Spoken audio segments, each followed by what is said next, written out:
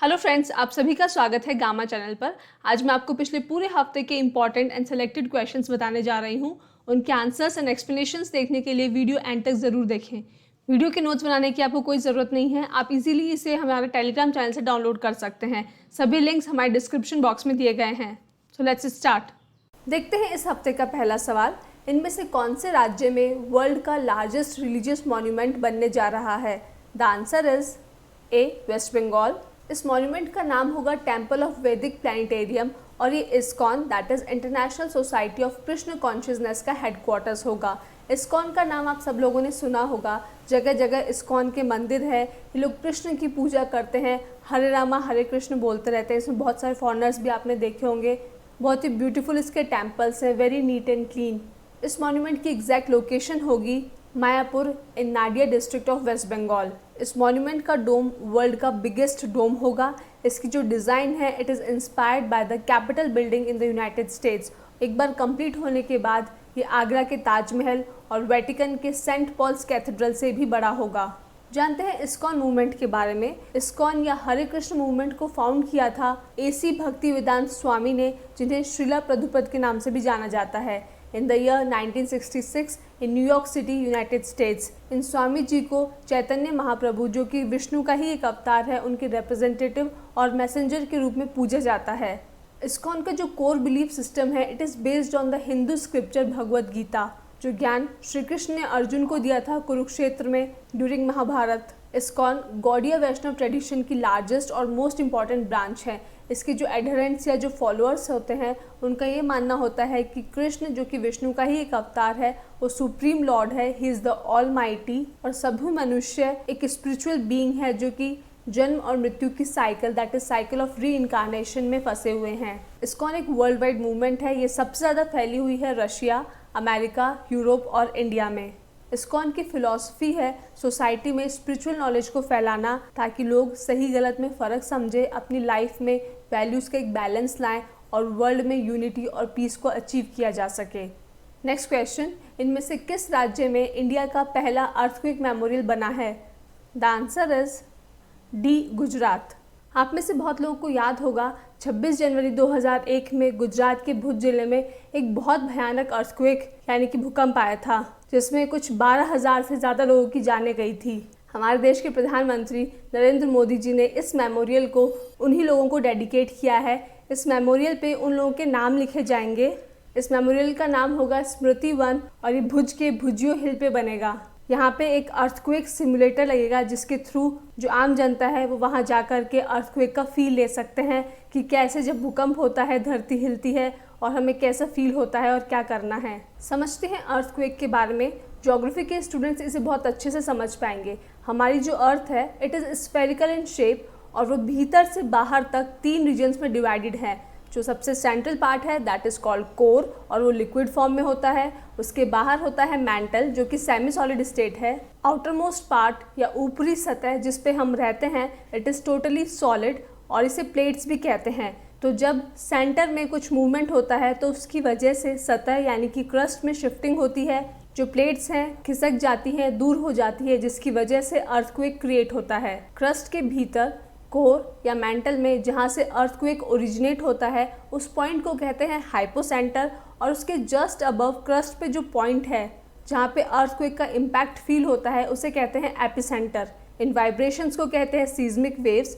इन्हें रिकॉर्ड करने वाले इंस्ट्रूमेंट को कहते हैं सीज्मोग्राफ और इसे मापा जाता है रिक्टर स्केल पे। जैसे हम दूसरी चीज़ों को मेजर करते हैं ऑन अ स्केल, अर्थक्वेक की इंटेंसिटी को भी हम मेजर कर सकते हैं on the Richter scale. Dear students, अगर सभी एग्जाम रिलेटेड कंटेंट आप एक ही चैनल पर चाहते हो तो अभी इस चैनल को सब्सक्राइब करें और बेल आइकन को प्रेस करें। और अगर एग्जाम प्रेप को आप हाई लेवल पर ले जाना चाहते हैं तो डिस्क्रिप्शन में आपको ऐप और टेलीग्राम चैनल का लिंक मिल जाएगा। नेक्स्ट क्वेश्चन, नीति आयोग ने इनमें से किस इंडियन सिटी को best aspirational district in India declare किया है? The answer is B, Haridwar. Haridwar is a holy city in the state of Uttarakhand. ये गंगा नदी के किनारे स्थित है और ये बेस्ट एस्पिरेशनल डिस्ट्रिक्ट बनी है on the basis of 5 parameters which are health and nutrition, education, agriculture and water resources, financial inclusion and skill development and basic infrastructure. Basic infrastructure theme में हरिद्वार को फर्स्ट रैंक मिली है और ये ranking की है नीति आयोग ने।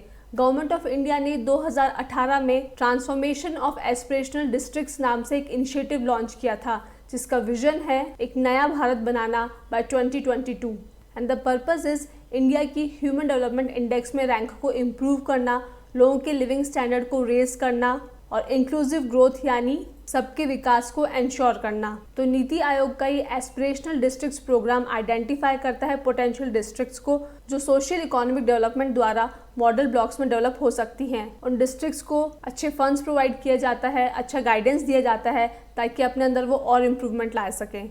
नेक्स्ट क्वेश्चन, इनमें से किसे इंडियन ओलंपिक एसोसिएशन के इंटरिम प्रेसिडेंट के रूप में अपॉइंट किया गया है? The answer is B, Adille Sumariwalla. Indian Olympic Association के present president doctor Narendra Dhruv Batra ने रिजाइन कर दिया है due to some personal reason और उनकी जगह ली है आदिल सुमारीवाला ने, जिनका जन्म 1 जनवरी 1958 में हुआ था। He is an Indian athlete and entrepreneur. उन्होंने इंडिया को रिप्रेजेंट किया था 1980 मॉस्को ओलंपिक्स में। उन्होंने कई इंटरनेशनल कॉम्पिटिशन्स और ओलंपिक्स में 100 मीटर रेस में कॉम्पीट किया है। नेक्स्ट क्वेश्चन, इनमें से कौन ऐसा पहला इंडियन और विश्व का दूसरा प्लेयर बना है जिसने क्रिकेट के हर एक फॉर्मेट में 100 मैचेस खेले हैं? The answer is C, Virat Kohli. Indian cricket team के पूर्व कप्तान और क्रिकेट लेजेंड विराट कोहली ने डेब्यू किया था अगस्त 2008 में। उन्होंने अब तक 102 टेस्ट और 262 ओडीआईज खेल लिए हैं और उन्होंने 100th T20 इंटरनेशनल खेला था in the Asia cup 2022 during India Pakistan match which was held in Dubai. Next question, इनमें से किस तारीख को नेशनल स्पोर्ट्स डे और राष्ट्रीय खेल दिवस ऑब्जर्व किया जाता है? जब भी मैं किसी इवेंट में नेशनल वर्ड ऐड कर देती हूँ इट मीन्स ये इंडिया का इवेंट है and when I say any international day it means ये पूरे विश्व का डे है। The answer to this question is C, 29 August. Why? Because इस दिन 1905 में विश्व के greatest field hockey player major Dhyan Chand का जन्म हुआ था। बीबीसी उन्हें hockey's equivalent of Muhammad Ali बुलाता है। He is also known as the wizard और magician of hockey because of his super ball control. उनकी ऑटोबायोग्राफी है गोल और गवर्नमेंट ऑफ इंडिया ने उन्हें 1956 में इंडिया का 3rd highest civilian award Padma Bhushan award किया था। उनके बर्थडे को हम नेशनल स्पोर्ट्स डे के रूप में मनाते हैं सिंस 2012। उनके नाम से इंडिया का हाईएस्ट स्पोर्टिंग ऑनर है major Dhyanchand Khel Ratna award. So the highest civilian honour in India is Bharat Ratna और हाईएस्ट स्पोर्टिंग ऑनर है major Dhyanchand Khel Ratna award. National sports day के दिन हमारे देश के राष्ट्रपति स्पोर्ट्स अवार्ड देते हैं like major Dhyanchand Khel Ratna award, Arjuna award, Dronacharya award and Dhyanchand awards. Next question, इनमें से किस तारीख को international day against nuclear test observe किया जाता है? The answer is C, 29 August. Why this date? Because on this date in 1991 Semipalatinsk nuclear test site को close किया गया था। इस दिन की याद में कजाकिस्तान ने यूनाइटेड नेशंस में एक रेजोल्यूशन पास किया कि इस डेट को international day against nuclear test के रूप में ऑब्जर्व किया जाना चाहिए। This resolution was accepted by United Nations General Assembly in its 64th session in 2009।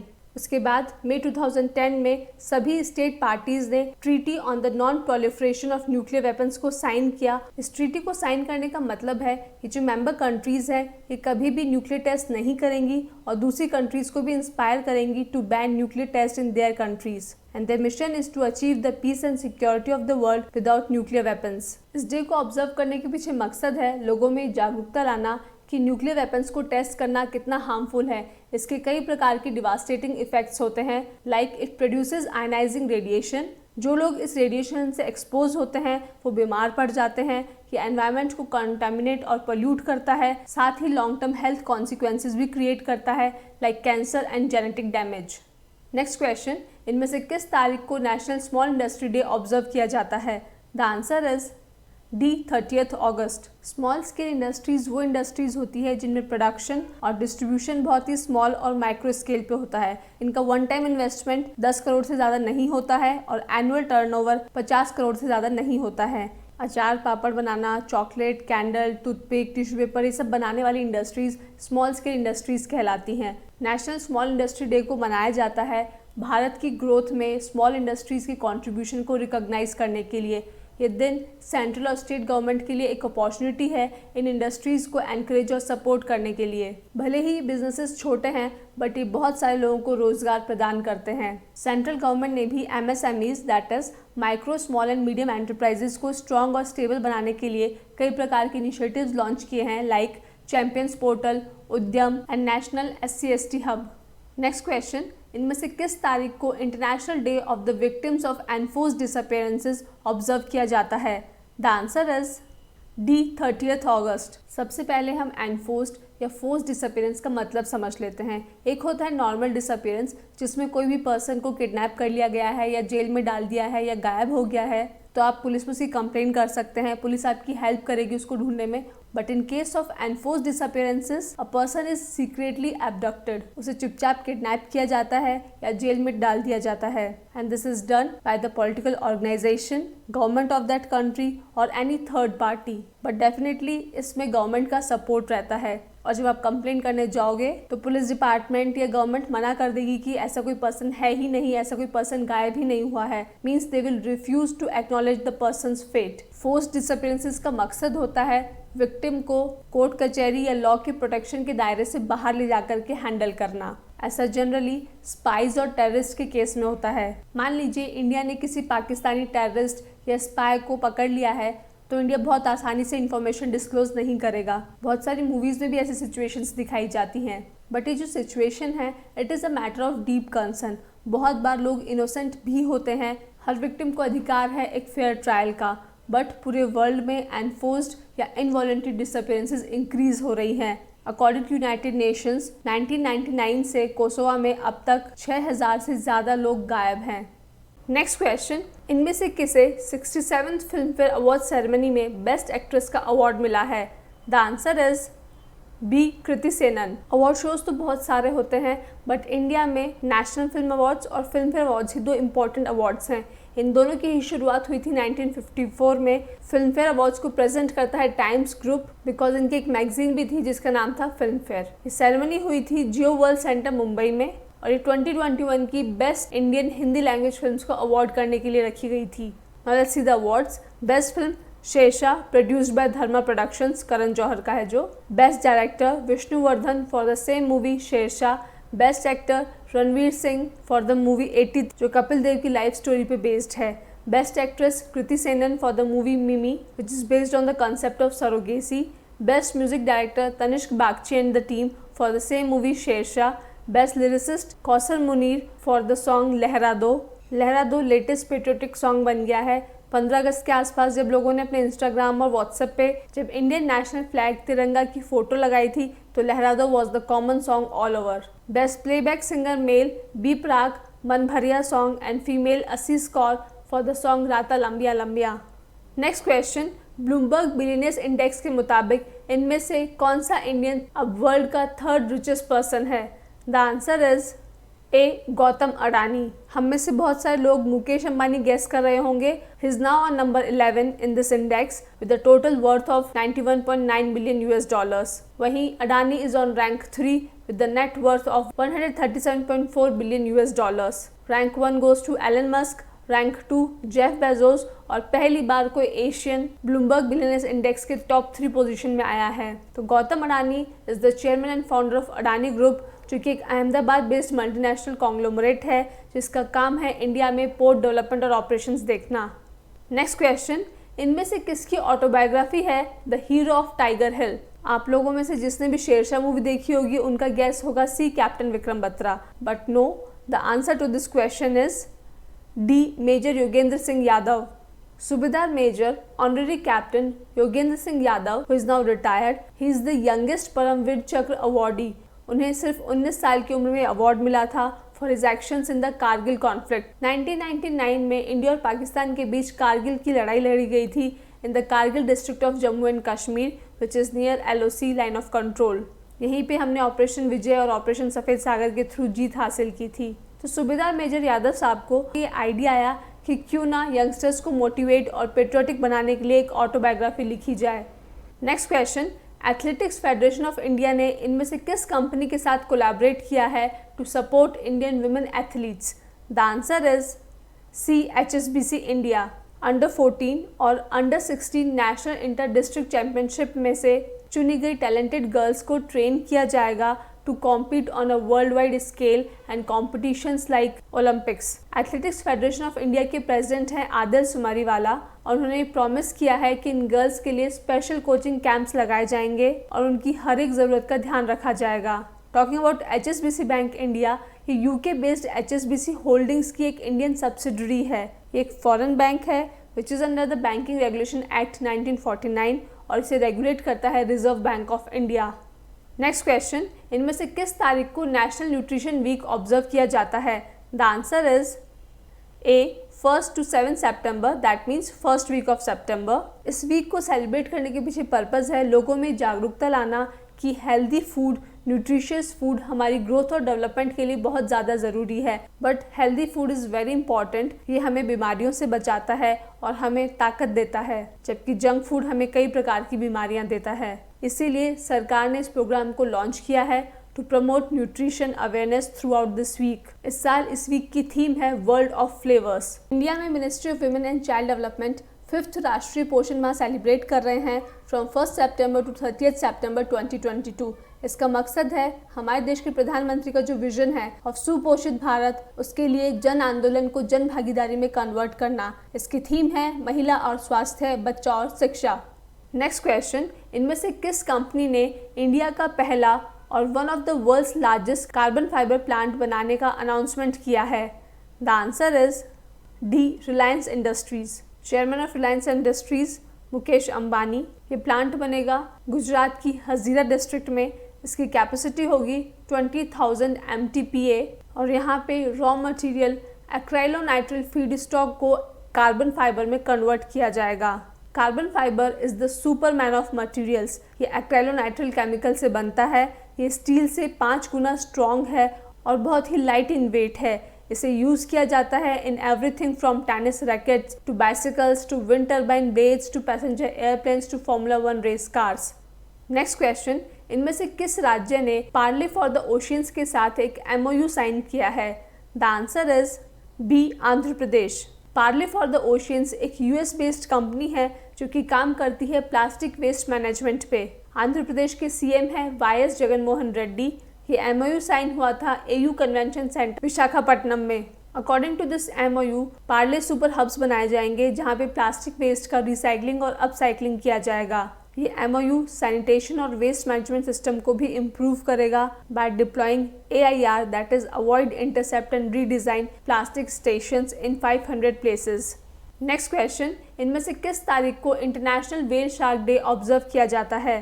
The answer is B, 30 August. इस डे को ऑब्जर्व करने के पीछे मकसद है लोगों में जागरूकता लाना कि व्हेल शार्क्स की क्या वैल्यू है और हमें उन्हें कंजर्व करना चाहिए, प्रोटेक्ट करना चाहिए। अर्थ पे including land and sea the biggest animal is Antarctic blue whale. World की बिगेस्ट शार्क और one of the largest fish ever to exist was megalodon और वर्ल्ड की लार्जेस्ट शार्क्स है व्हेल शार्क्स। नेक्स्ट क्वेश्चन, इनमें से किसने भारत का पहला indigenous aircraft carrier INS Vikrant को कमीशन किया है? The answer is C, Narendra Modi, the prime minister of our country. INS Vikrant India का पहला होम ग्रोन और you can say indigenous aircraft है जो कि लगभग 76% इंडिया में ही बना है।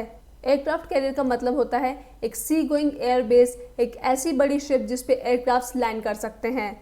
इसे कंस्ट्रक्ट किया है कोचिन शिपयार्ड ने and it is for the Indian navy. ये इंडिया का लार्जेस्ट वॉरशिप है और सेकेंड एयरक्राफ्ट कैरियर है आफ्टर INS विक्रमादित्य जो कि रशिया में बना था। INS stands for Indian naval ship. INS Vikrant 2013 262 metres long, 62 metres wide है। इसका वजन है 5000 टन। इस पे एक साथ 30 एयरक्राफ्ट और अ क्रू ऑफ 1600 आ सकते हैं। इसे बनने में कुछ 20,000 करोड़ रुपए लगे थे। तो आप लोग को पता चल गया होगा कि हमारा टैक्स का पैसा कहाँ जाता है। But the good thing is because ये इंडिया में बना है तो 20,000 करोड़ रुपए सर्कुलेट होकर के वापस इंडियन इकोनॉमी में ही आ चुके हैं। INS विक्रांत का नाम इसके प्रोडिसेसर INS विक्रांत 1971 के ऊपर रखा गया है, जिसे 1971 इंडो पाकिस्तान वॉर में यूज़ किया गया था for the liberation of Bangladesh. इस शिप का मोटो है I defeat those who fight against me. सामने चाहे कोई भी हो, मैं उसे हरा दूंगा। As we all know, India की 2 कोस्ट लाइन्स है, one along Bay of Bengal and second along Arabian Sea. तो INS विक्रांत इंडिया को हेल्प करेगा चाइना से कंटिन्यूसली मिल रही मैरीटाइम थ्रेट के अगेंस्ट, साथ ही इंडो पैसिफिक रीजन में फ्री नेविगेशन को सिक्योर करेगा। नेक्स्ट क्वेश्चन, इंडिया की पहली वैक्सीन अगेंस्ट सर्वाइकल कैंसर को इनमें से किस कंपनी ने लॉन्च किया है? The answer is B, Serum Institute of India. Students, I have a question for you. इस इंस्टीट्यूट ने इससे पहले कौन सा वैक्सीन बनाया था और सीरम इंस्टीट्यूट के हेड कौन है? Please give me your answers in the comment box. इस वैक्सीन का नाम है सर्वावैक और quadrivalent human papilloma virus vaccine. इसके डेवलपर्स हैं Serum Institute of India and the department of biotechnology India. As we all know, India में कैंसर बहुत ज़्यादा प्रिवलेंट है और उसमें नंबर 2 पे आता है cervical cancer. Next question, Nuakhai इनमें से किस राज्य का एनुअल हार्वेस्ट फेस्टिवल है? द आंसर इज ए, ओडिशा। नुआ का मतलब होता है नया एंड खाई मीन्स फूड। तो जब ओडिशा में नया सीजन आता है, नई राइस उगती है, तो वहाँ पे नुआखाई सेलिब्रेट किया जाता है आफ्टर गणेश चतुर्थी। इस फेस्टिवल में गॉडेस समलेश्वरी को नबाना नाम की ऑफरिंग दी जाती है। Let's see the last question, इनमें से किस तारीख को वर्ल्ड कोकोनट डे ऑब्जर्व किया जाता है? The answer is C, 2 September. Students, coconut is a very nutritious food. तो कोकोनट का जो ट्री है उसे ट्री ऑफ लाइफ भी कहा जाता है। इसके बहुत सारे वर्सेटाइल यूजेस हैं, like in food, fuel, medicine, cosmetics, building materials etcetera. इस साल इस डे की थीम है growing coconut for a better future in life. इस डे की शुरुआत हुई थी 1969 में by the Asia Pacific coconut community. So students, that is the end. अगर आपको वीडियो पसंद आए तो लाइक एंड शेयर ज़रूर कीजिएगा। Thank you for watching. तो दोस्तों, अगर आप चाहते हो कि ऐसा ही क्वालिटी कंटेंट आपको मिलता रहे जो हेल्प करे आपको आपकी एग्ज़ाम प्रेप में, तो सर्कल में जो गामा का लोगो दिख रहा है उसको क्लिक करें और चैनल को सब्सक्राइब करें। Thank you.